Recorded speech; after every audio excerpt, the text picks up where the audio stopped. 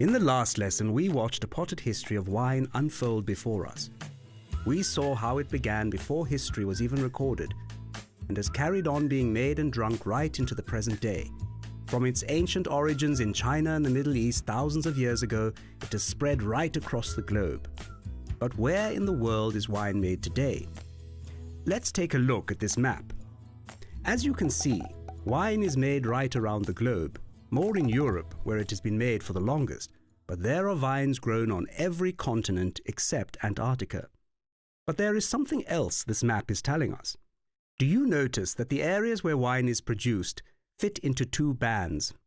These two bands represent the areas on our planet that in general have the best climate for growing grapes that are good for winemaking.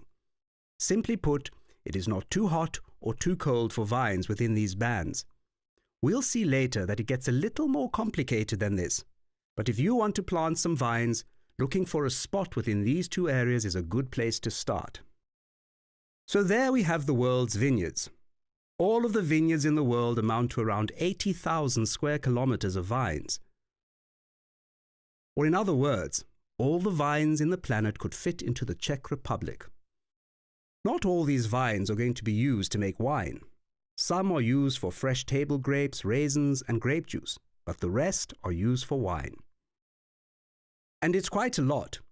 Humans produce about 361 million bottles of wine a year from these grapes. But what are these millions and millions of wines? Red, white, sparkling? Well, let's take a look. Out of all these bottles, just more than half are red wines.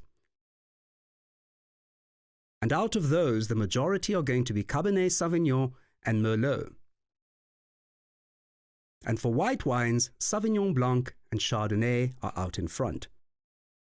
So just by using these averages, you are more likely to sell a bottle of Cabernet Sauvignon, Merlot, Sauvignon Blanc or Chardonnay than any other. But the world of wine is a lot more complex than that. There are literally thousands of different types of grapes that will make thousands of different wines. And while many of them are small and obscure, there is still so much to learn to help you find the best wines for your guests. The journey we take into wine is a trip that must fly from country to country, bottle to bottle, trying to understand what makes all wines similar, but each one that little bit different.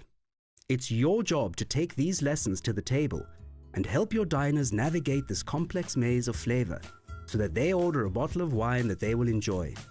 It's a tough job, but someone's got to do it. And this course is going to help you get there.